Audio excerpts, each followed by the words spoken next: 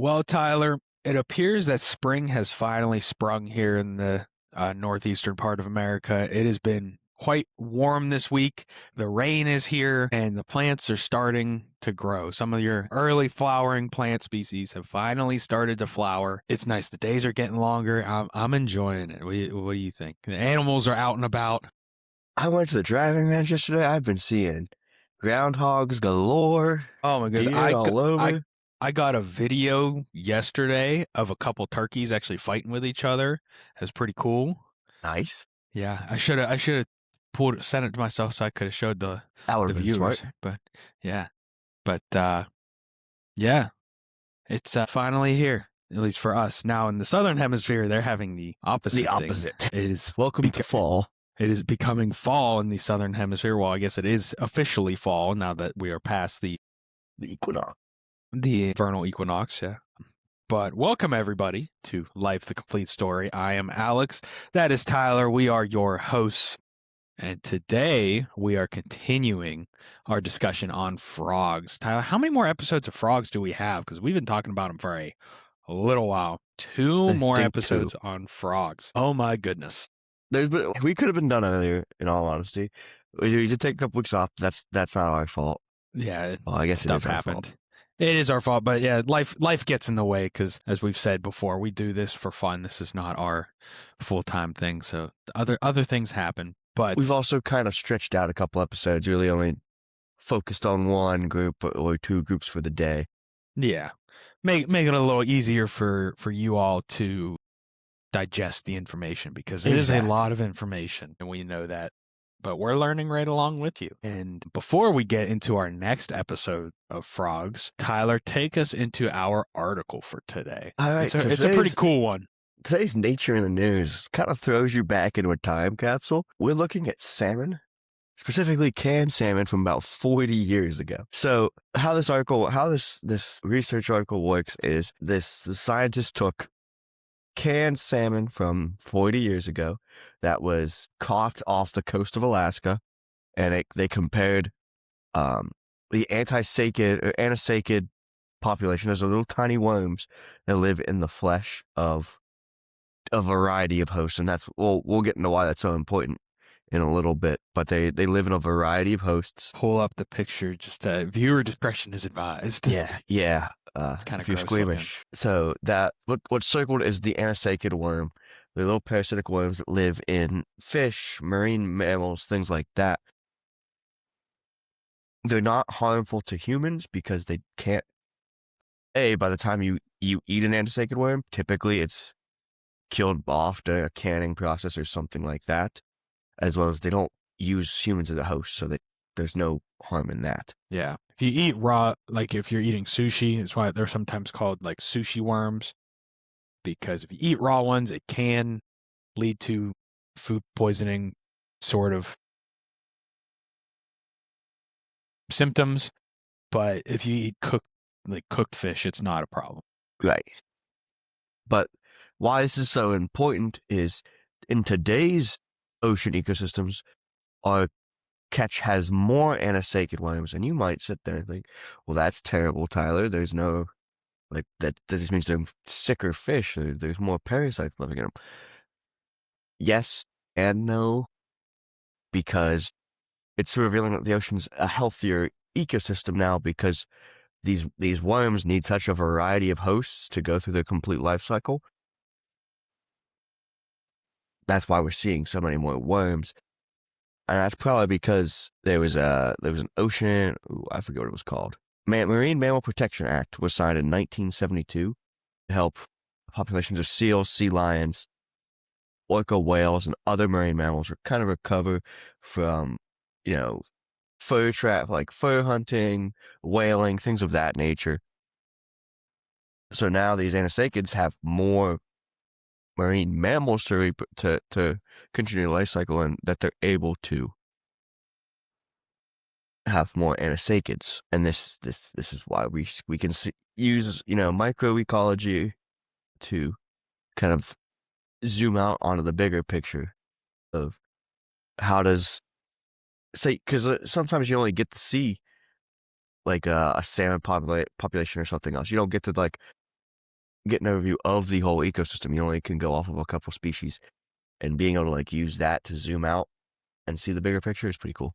Yeah, so to give a little background on the worms themselves, when the eggs hatch, they hatch into like free swimming larvae, which are then eaten by crustaceans. And then in there they start to develop, and then those crustaceans are then eaten by like fish, cephalopods. These are like intermediate hosts, so they allow the worms to grow within like the muscle or the digestive membranes. And then from there, they are then eaten by like marine mammals. They eat those fish or those squids, and they are the what is called the definitive host, which is the final host, where those immature larvae then develop into adults within the mucous membranes of the gastrointestinal tract, so the digestive tissues, and then from there they are able to. Oh, there you go. You got a picture. It's not the most clear picture, but the picture's the more important part here. Yeah, and then from there, as the marine mammals then excrete, in those eggs are released in the feces, in case they then hatch and start the life cycle over again. Yep. All right. Anything else, Alex? No, but I think it's pretty cool how even something that we typically consider as a bad thing as parasites is actually good, because from the words of some of the researchers, that it actually indicates a healthier ecosystem overall, because the food web is more complex, kind of more complete, because these worms require a variety of hosts, and for there to be at least stable, if not actually improving aquatic marine ecosystems, these food webs are getting more robust. This allows the parasites to be more widespread in that food web, which shows that these food webs are actually better. These ecosystems are improving because the organisms that are part of that life cycle are more abundant. That's kind of the short version of the article. But yeah, that article was published by the University of Washington, written by Natalie Mastic, and it was published April 1st, 2026. Yeah, so not too long ago. And now we'll hop over into our lesson for the day. We are still talking about frogs, as Alex said. A couple more groups to talk about. Today we're going to start in Hyperolidae. These guys are known as sedge frogs or bush frogs. Pretty large family, 19 genera with over 250 species overall, found mostly in sub-Saharan Africa, with one genera found in Seychelles and another found in Madagascar. Adorable. They range in size. They can be relatively small too, about that small, medium size, 1.5 to 8 centimeters, or about a ½ inch to 3.15 inches. They have smooth, bright-colored skin. Most members are arboreal, however, some are fully terrestrial. Diets vary between genera, from snails and other invertebrates all the way up to eggs of other unknown species. Breeding starts at the beginning of rainy season, where they congregate at breeding grounds. Most lay their eggs in water, where they hatch into aquatic free-swimming larvae. But some are known to foam nest, which is kind of, in my head, it's gross, but it's really just, they like secrete like bubbly, foamy stuff and lay their eggs there. Yeah, it kind of encapsulates the eggs in like this little foam bubble nest sort of thing. Let me see if I can find a picture for everyone. But most of the time when they do, the ones that do foam nest, they'll foam nest, they'll lay their eggs, they'll hatch in tadpoles, and the tadpoles don't really eat anything until metamorphosis. It's a quick... There you go. So you can see kind of as the frog is laying its eggs, this foam, I don't know if it's like a protein sort of mucus that they excrete, but this kind of bubbly foam, and you can see all these little black dots encapsulated in it are the eggs. It kind of helps protect them a little bit. Other members are known to tree hole breed, so they'll lay their eggs in like the hole of a tree that was maybe made by a bird or something of that nature, or they'll lay their eggs in vegetation. And there are a handful of genera. We're not going to go in depth on each individual genera because we'd be here for 2 hours. So your genera for Hyperolidae are Acanthoxalis, Aphrosalis, Congoleus, Cryptothylax, Heterozalis, Hyperoleus, Cassanula, Morella, Opistothylax, Tachynemus, Hylambates, Cassina, Paracassina, Semnodactylus, Arlechinus, Calixilus, Chrysobatrachus. Nice. That'll take us into our next group within. Is this all within Hyperolidae, or is this a separate? No, this is family? a separate group. Okay. So they're separate family. Okay, so our next family is the family Leptodactylidae. Zoom. There we go. So this family is known as the southern frogs. They diverged most likely during the Cretaceous period. There are about 206 species within 13 genera, distributed throughout Central and South America, Mexico, the Caribbean. These members included here inhabit all types of different habitats: terrestrial, burrowing, fully aquatic, arboreal. So a wide range of habitats that you can find them. Many of them create those foam nests for their eggs, and the tadpoles, again, will remain in the nest without eating it until they metamorphose. There are three subfamilies. Three subfamilies, and then there's the like, it's in it, but they haven't quite found the subfamily. Okay, yeah, the Incertacetus is like, they're not sure where exactly it fits. So you have three subfamilies. The first two have about 90 some species each, and the third one is only 13 species. It seems to be much more recently separated from the rest. So our first subfamily is the subfamily Leoperinae.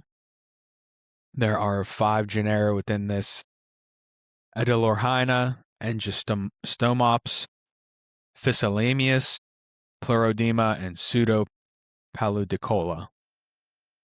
This has 90 species in it. The subfamily Leptodactylinae has 96 species with 4 genera: Adenomera, Hydrolater, Leptodactylus, and Lithodites.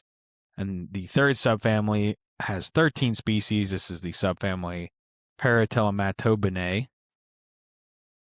There are 4 genera: Crossodactyloides, Paratelomatobius, Ruperana, and Cythrophyrus. And then the last group that we were saying, it's Incertacetus, which means they're not quite certain where it fits. Right now, they have it in that Leptodactylus genus within Leptodactylinae is Leptodactylus ochraceus. But that is most likely to change, since that Incertacetus, they're not uncertain where it sits. I think is pretty much how that roughly translates from the Latin. I'm not sure. I don't speak Latin. Yeah, we looked it up last week. It'll come back to us eventually. Yeah. That'll take us to our final group of frogs for the day. We're talking Mantillidae. These guys are endemic to the islands of Madagascar and Mayotte, both off the coast of Africa. They're visually similar and fill a similar niche to the South American poison dart frogs. They have 3 subfamilies and are very diverse throughout those subfamilies. The subfamily Mantellinae are semi-aquatic. Loliostominae, another subfamily, larger frogs and often fully terrestrial. And the final subfamily Boophinae are fully arboreal frogs. There are 237 species as of 2022. They colonized these islands about 75 million years ago. So that would have been like late Cretaceous, mid to late Cretaceous. Yeah. Yes. And they're more phylogenetically similar to the Asian frogs rather than the African. So they kind of split off from an Asian subgroup before the split of Pangea. Okay. And then members have a variety of egg-laying strategies. In and out of water, on the ground, or on leaves.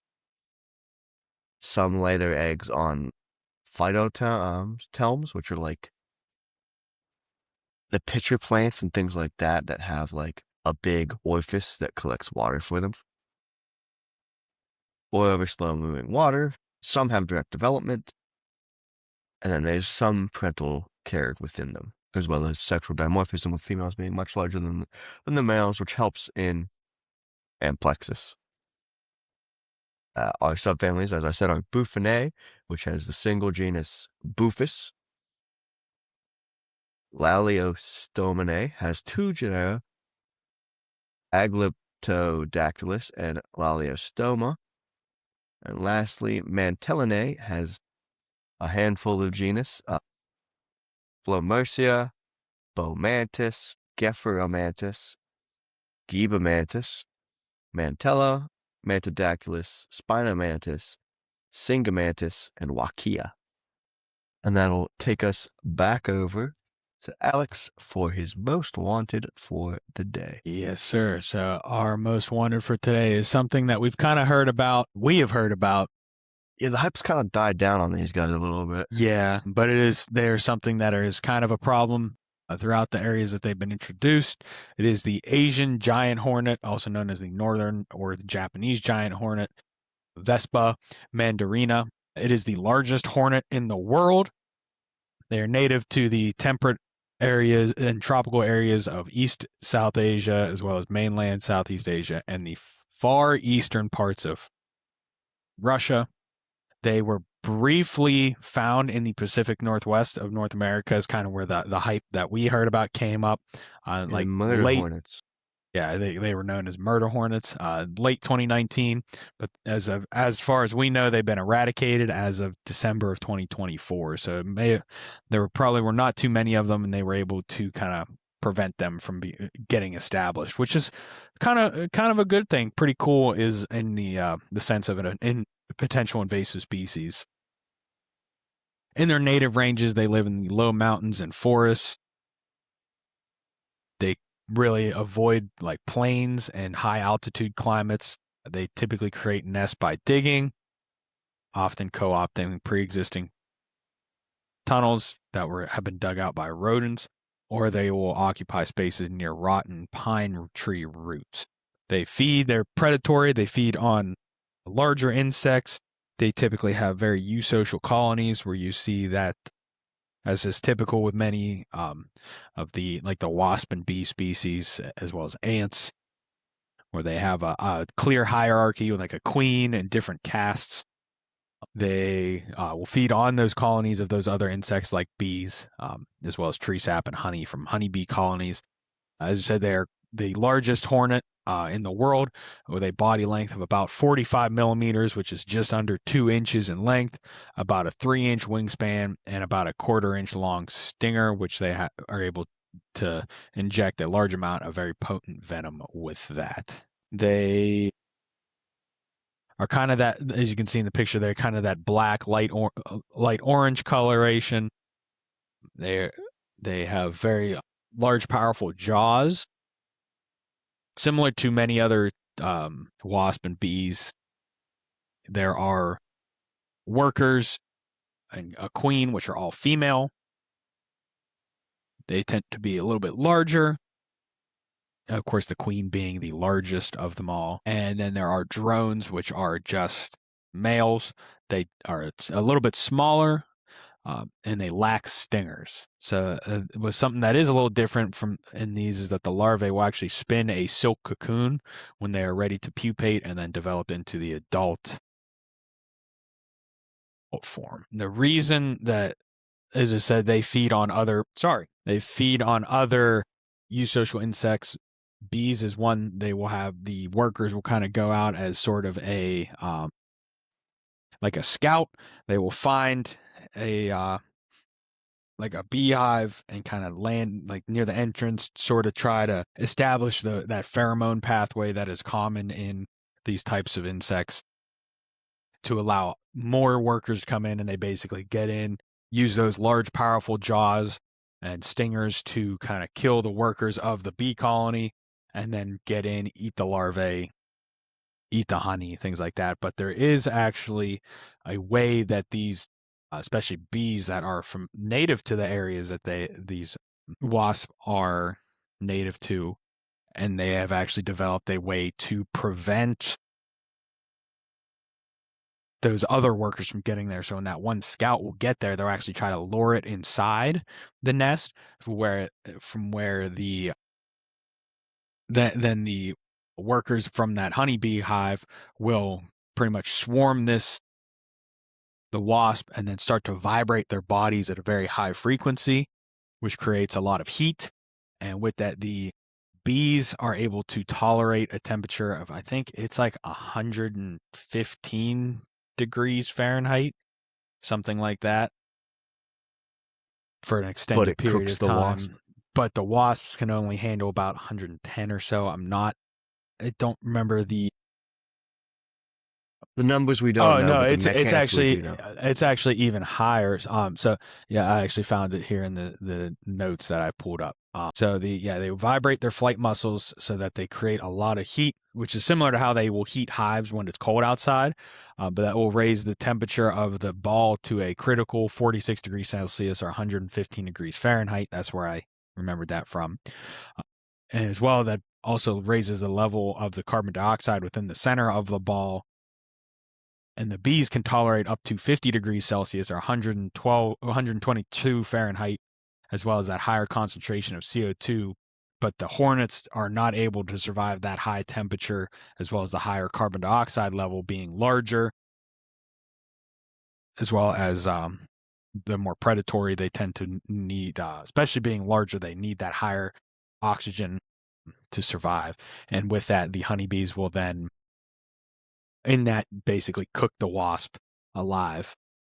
And while some of the honeybees do die, they are similar to how if they would try to sting it, as well as other intruders, but by killing that, they're prevent it from summoning those kind of reinforcements, those other hornets that would arrive and then basically decimate the hive. So it's pretty cool how the native honeybees are able to they've figured out a way to prevent and protect themselves from the hornets. So it's kind of cool how with it being invasive, that being so large and their colonies get fairly large, they're able to just decimate honeybee hives. But the native bees, those that are from Japan, and they've tried to introduce some Western honeybees as well, the Apis mellifera that we are familiar with, that is when you think of a honeybee, like the European honeybee, that is that. And that's what they really had no innate defense, but those Japanese honeybees do have that ball strategy. So that is the major problem with them getting introduced into areas like Europe and North America, is because that those Western honeybees are not familiar with that ball strategy. But they do have some predators like crested honey buzzards. They look like they're kind of similar to kites, eagles, and harriers. They are a raptor that can eat these hornets, as well as mantises have been seen killing the giant hornets. These wasps are actually pollinators, as among the pollinators for the obligate plant parasite Meristemon yamamotoi, which kind of looks like it's a parasitic plant. There's a whole genus of parasitic plant that are root endoparasites. So they live within the roots of the plants that they parasitize. Anything else, Alex? That's all I have. So it's kind of the major concern with these would be, especially if they got established in like North America, is that they would decimate honeybee hives throughout the country, and it would become a major problem because of both the pollination by honeybees as well as honey itself. It would be in the order of tens to hundreds of millions of dollars if that would cause major loss of honeybee populations. All right. Well, I'll take back over and I will direct us to our amazing species for the day. Today we are talking about William's bright-eye frog, which is in that genus Boophis from the Mantellidae family. They are found in Madagascar, as all Mantellidae is, except for the couple that are on the other islands I forget the name of. Seychelles, I believe? No, Mayotte. But these are found relatively central Madagascar. Was that the other islands? Mauritius? Mayotte. Mayotte. But they are found in central Madagascar in the forests, grasslands, and wetland areas. They are critically endangered, and that's because they occupy about 10 kilometers squared within Madagascar. and have an exit area of occurrence of about Yeah. 20 kilometers squared. This little orange dot here, you Yep. zoom out, kind of in that central part of Africa, or Madagascar, you can see that little orange dot that's covered up by my cursor. That is all the area that they inhabit. Right. So, and all individuals are in a single threat-defined location. There is continuing decline in the quality of its habitat. They are found on the Schiaffaggiovana mountain in Madagascar, which is an isolated peak, and the Ankaratra Massif, which I'm assuming is a mountain range in Madagascar. I would assume so also. And then, which is the second highest mountain in Madagascar. But it is decreasing. Population size was estimated at only 46 individuals through can recapture. And due to the decline of the habitat quality, we're believing it's going down from there. And there is a variety of threats, mostly timber crops, livestock farming, fire, pollution, mostly agricultural pollution, as well as severe weather changes and invasive species of B. godouti, which I don't know what that is. It's another Boophis frog. Oh, okay. As well as chytrid fungus, which is sick. That's so cool. Sarcasm is heavy on that one. Although in 2010, all samples tested negative for chytrid. Other than that, I don't really have anything else. It is in a protected area. The Ankaratra Massif Reserve was established by the Madagascar Conservation Organization, VIF, with support of the Amphibian Survival Alliance, the Global Wildlife Conservation, and the Rainforest Trust.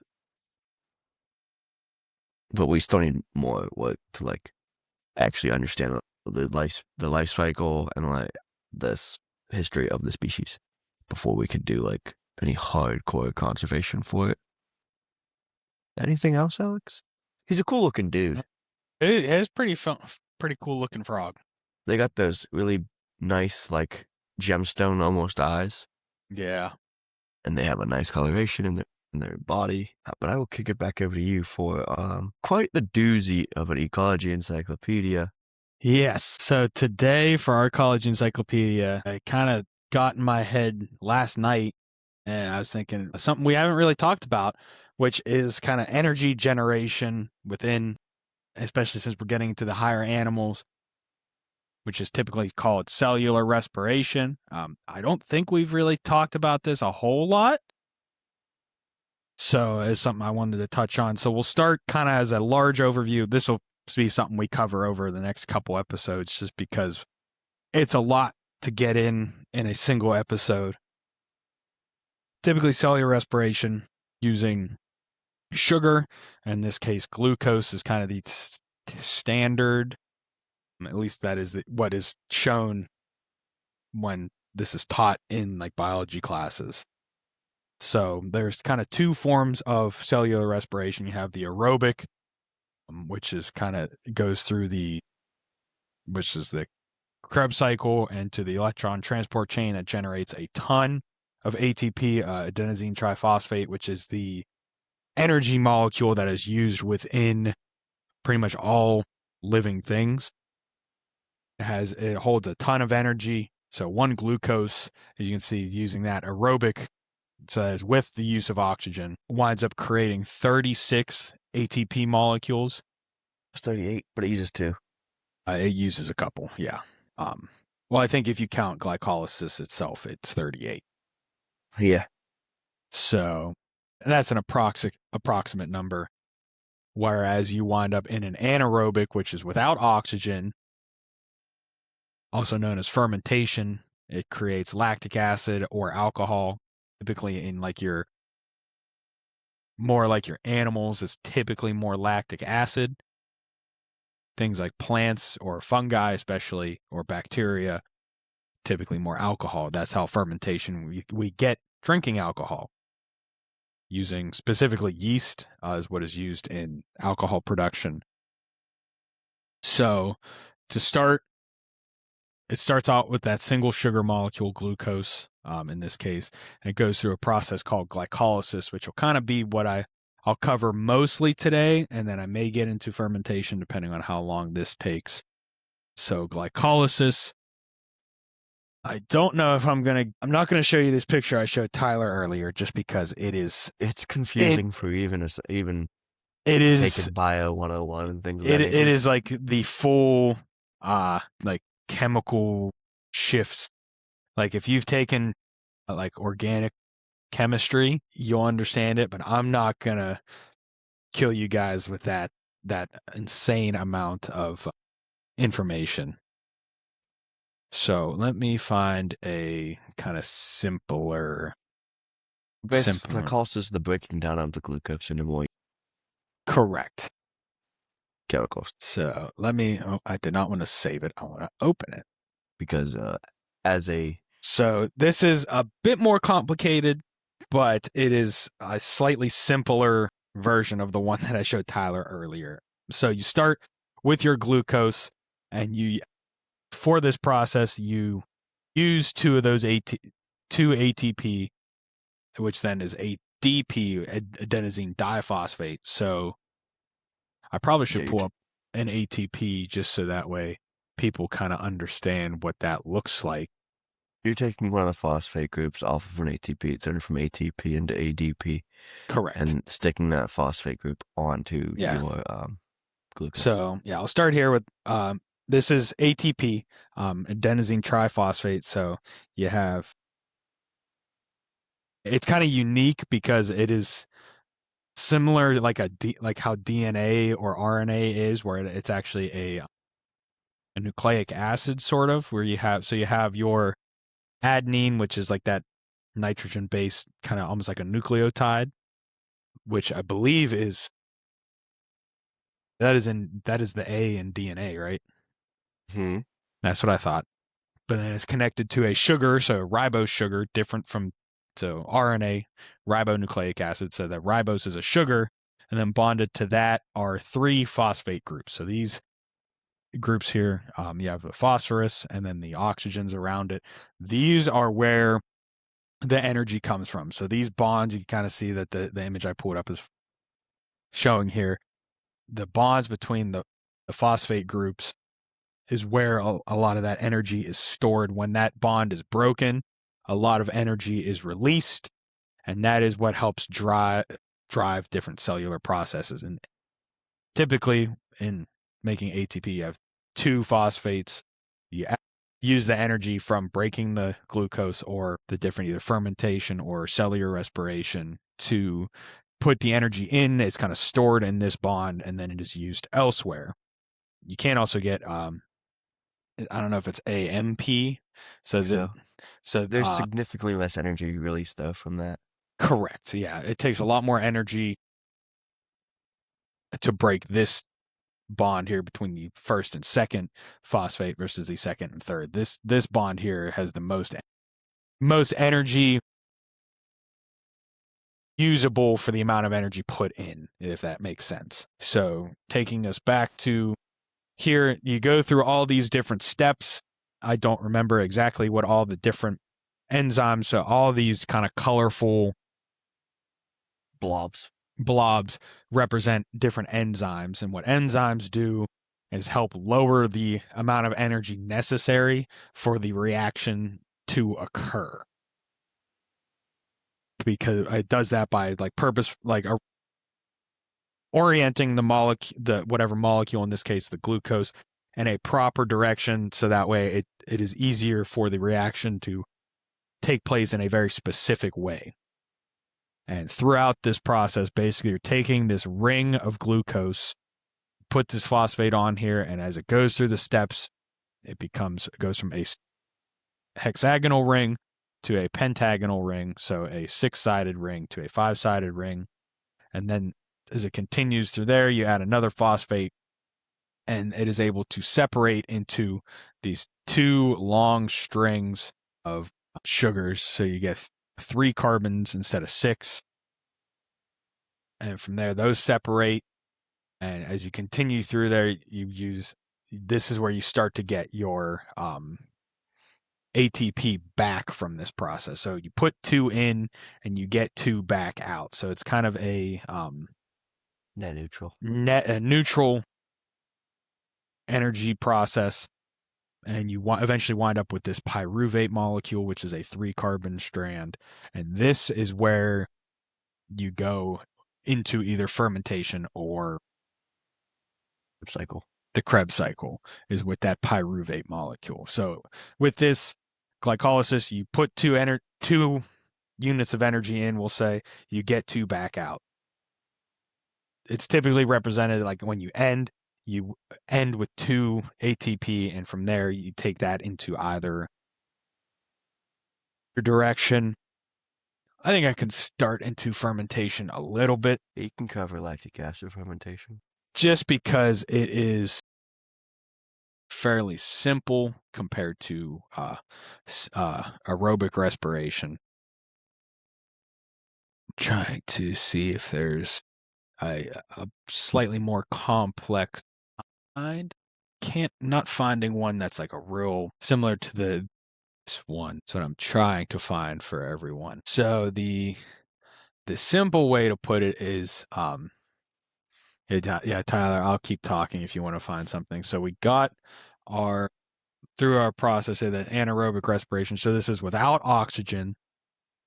So you get less energy out of the process when you're done. So when you get your glucose, either for lactic acid or alcohol, you get that pyruvate. And then from there, you get, especially alcohol fermentation, you actually get a little bit more energy.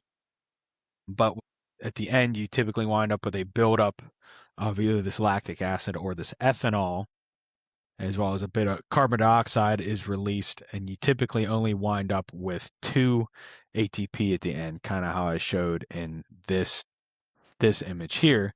You have your 2 ATP from glycolysis, and then you get 2 either from lactic acid, alcohol, wherever it winds up. So it is a much less efficient process, and you don't really get, with that, you don't get as much energy. No, you're also not generating ATP in fermentation. You're doing NAD+. Taking NADH, taking the hydrogen. Correct. Off, so it's a positive. Yeah, so you do get a little bit of energy out of it, but not much. Typically, mostly that NAD plus NADH is actually that molecule, the NAD molecule. I don't remember the specific name for it. Oh, that's a doozy for NADH. What? Nicotinamide adenine dinucleotide is what NAD stands for, and the plus versus the H just has to do with the charge on it. So with a plus, it is carrying some extra electrons, which then is helped. You'll see this more when we talk about the aerobic respiration. Those are used in helping to generate that ATP, but in the sense for fermentation, that is pretty much just used in the glycolysis, which I'll go back here to glycolysis. You can see this NADH down here. It helps kind of break off one of those phosphates, or actually, sorry, it adds one of the phosphates to get the pyruvate. So it is useful in the sense of it helps generate the ATP through glycolysis, but you don't get an abundance of ATP like you do with aerobic respiration. So there are some organisms that do this almost exclusively. There are anaerobic organisms, typically pretty much entirely very small organisms, very small fungi, bacteria that can tolerate those anaerobic conditions for very long term. Typically like things like yeast, when in alcohol fermentation, the limiting factor is actually that byproduct of the alcohol, because as it builds up over time, it actually will eventually become toxic to the organism. And same with lactic acid. If you're running at a very full sprint, why your muscles start to feel like they're burning is because that lactic acid buildup. You're using a lot of energy in your muscles, and your body is trying to make more of it, but it can't make enough because you're not getting enough oxygen for the amount of energy you're using, and it starts doing that fermentation process with that. So you get a little bit of energy back, but not enough to continue at that very high intensity amount of exercise. And that lactic acid that's left over is built up. And that's why when you stop running, your muscles feel like they're burning. And eventually it does go away as the body starts to remove that lactic acid. So just to kind of give you a real feel scenario as to why fermentation is not as good, because you can't go at that full sprint for very long, but you can walk all day because you're using too much energy to where your body feels like it needs to switch into that fermentation process. Plus, it's getting plenty of oxygen because you're not. Yes. Yeah. So anything else, Alex? I think I'll stop there for today. I know it's a lot, and I got a little more in depth than many of you are probably ready for, but we'll talk about aerobic respiration. We'll probably do that in 2 chunks because those are both pretty big as well. And a lot of that is where, at least in aerobic respiration for your higher organisms, the mitochondria, it's that, if you ever heard of that, took a biology, it's the powerhouse of the cell. It's called an organelle. It's basically a mini organ within the cells that facilitates that very high amount of ATP generation. As we said, you wind up with 36 ATP at the end instead of just 2. So if you think each of those is a unit of energy, you wind up with way more energy through that process. But it takes longer to complete, which is why you need that oxygen. And it doesn't, when you're going at that very high intensity, your body kind of switches out of it because it just takes too long to generate the energy. Right. But we'll cover that more next time because we'll be here for another hour if I get into that right now. And you'll all be just so like brain hurt from it. True. All right. Well, I've been Tyler. That's been Alex. Hold on. You're forgetting something. Why? Oh my the vault. goodness. I forgot. Goodness. I forgot. From the vault. Today we're talking Mastodonsaurus, which is the teeth-toothed lizard. It's an extinct genus of Temnospondyl. Temnospondyls have a vertebrae that's in multiple pieces per vertebrae. I believe that's how they described it. That's how I remember it being described. Sure, we'll go with that. I don't remember. It's in the notes somewhere. But these guys are amphibians, even though the skeletal structure that Alex has pulled up looks very much crocodilian. It's in fact an amphibian. They are from the Middle Triassic period, and that's about all they lived through was the Middle Triassic. It was about 5 feet in the largest specimens. It had 5 feet or 5 meters? Oh no, you're right, 5 feet. This picture I saw down here is, I think the scale's incorrect. Yeah. Sorry, continue. No, that's just the head. Yeah, just the head is 5 feet or 1.5 just meters. The so head that is 5 picture. Feet. They had narrow grooves on the surface of the skull bones that had sensory organs within them to help detect vibrations underwater, similarly to a lateral line in a fish. And they had large eye sockets and small ear holes. They had a strong tail and reduced limbs, so that it was mainly aquatic and very rarely ventured on the land, even though it had the capability to. And that whenever there's a fossil records show that there would be large quantities of bones in one area, which suggests that whenever a pool dried up, most members died during droughts. It was mostly found in freshwater, although occasionally in swamps, brackish lakes, and river deltas. And it could have entered the oceans on occasion. It's really the most important parts. Yeah, so it looks like, as we were saying before, the largest individuals were about 4 to 6 meters in length, so up to about 20 feet. And they had very large teeth, some of them being 14 centimeters or 6 inches long. And those are just for isolated teeth, so it is possible that even older, larger individuals had even larger teeth. with that like kind of reduction of limbs, the strong tail, they would be more similar to like the aquatic salamanders that we talked about previously. Something like the hellbender would be a good example. Of course, they don't have teeth like this, but that'd be a similar kind of modern example. And it looked like they had very you can kind of see in the picture on the skull, they had a lot of grooves and ridges within the skull. It's kind of unsure exactly what that did, other than That's for the sulci for the lateral line. it kind of helped for the lateral line. Okay, and Yeah. it looks like they also had a few very large, almost tusk-like teeth that you can see here would have actually poked through the top of the skull next to where the holes for the nose would be. Anything else, Alex? Nope, that is all I have. All right.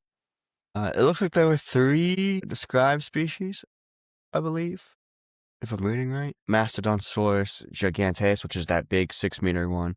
The slightly smaller Mastodonsaurus torvus, and the even smaller Mastodonsaurus capelensis. All very similar, crocodilian-esque salamander, more realistically, species. Okay. But that's all we have for today.